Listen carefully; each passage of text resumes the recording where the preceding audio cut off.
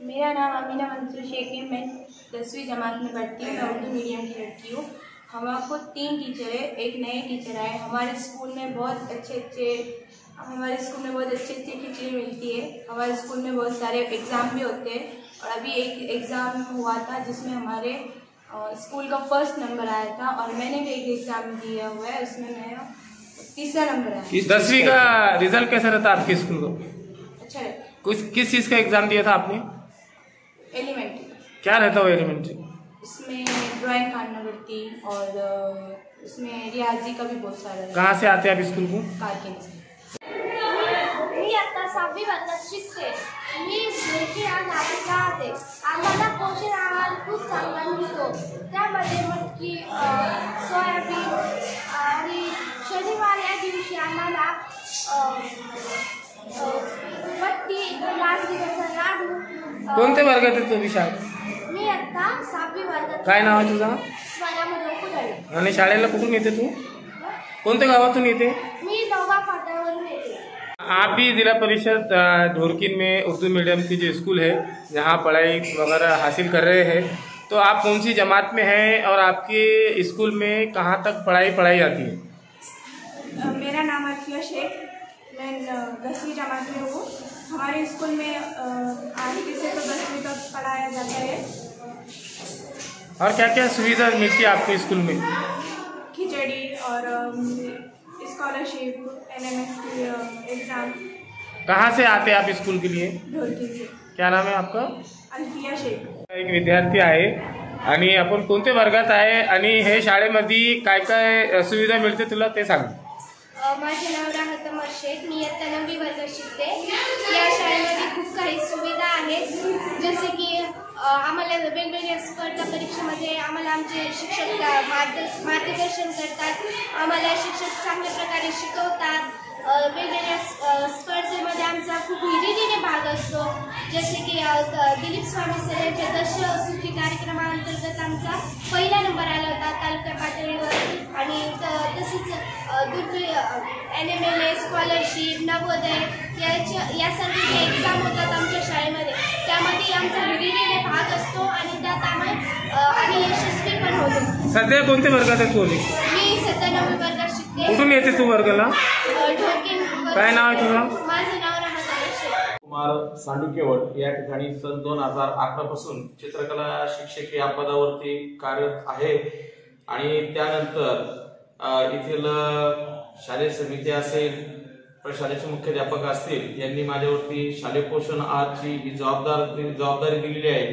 रोज आम्ही शालेय पोषण आहार हा उत्कृष्टपणे शिजवतो आणि तसंच शासनांतर्गत जो काही नियम आहे पूरक पोषण आहारचा, ते देखील आम्ही दर शनिवारी पूरक पोषण आहार देत असतो। मग पूरक पोषण आहार मध्ये चिक्की असेल, राजगिराचा लाडू असेल, पेंड खजूर असेल, हे सर्व आम्ही नित्यनेमाने विद्यार्थ्यांना वाटप करत असतो।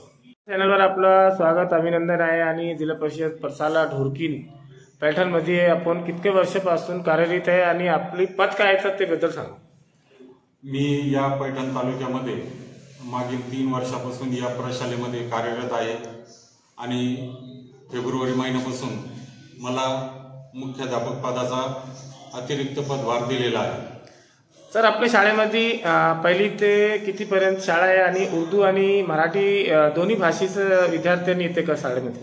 या ठिकाणी हायस्कूल असल्यामुळे इयत्ता 5वी ते 10वी पर्यंतचे वर्ग आहे आणि उर्दू माध्यमाचे 9वी आणि 10वीचा वर्ग या ठिकाणी भरतो।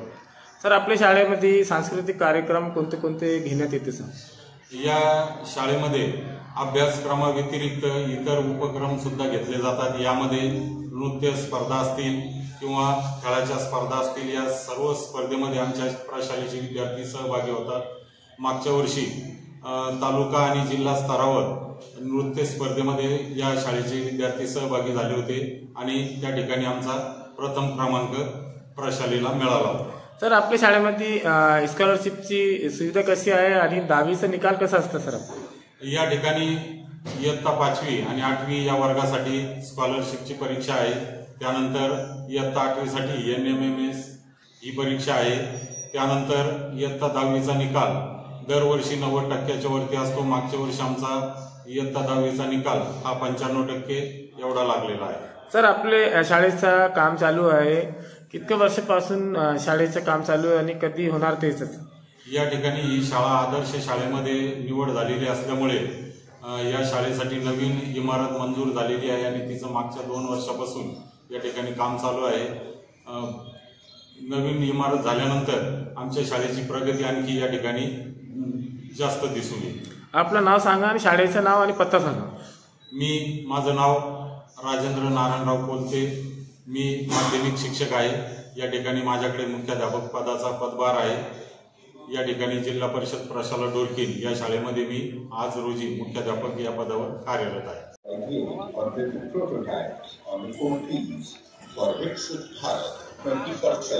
आत्मनिर्भर भारत, स्वदेशी, लोकल फॉर लोकल and समृद्ध Bharat. School show display Hackathon posters in classroom and corridors. Play the objective and after video engage students.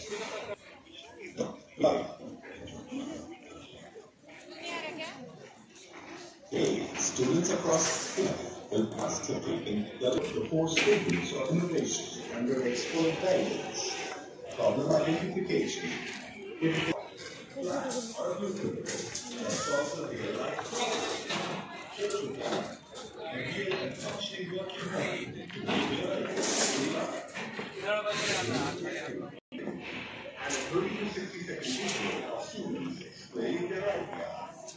submit entries by on www.mic.gov.in. Schools can upload district one to the road. Every effort matters and every innovation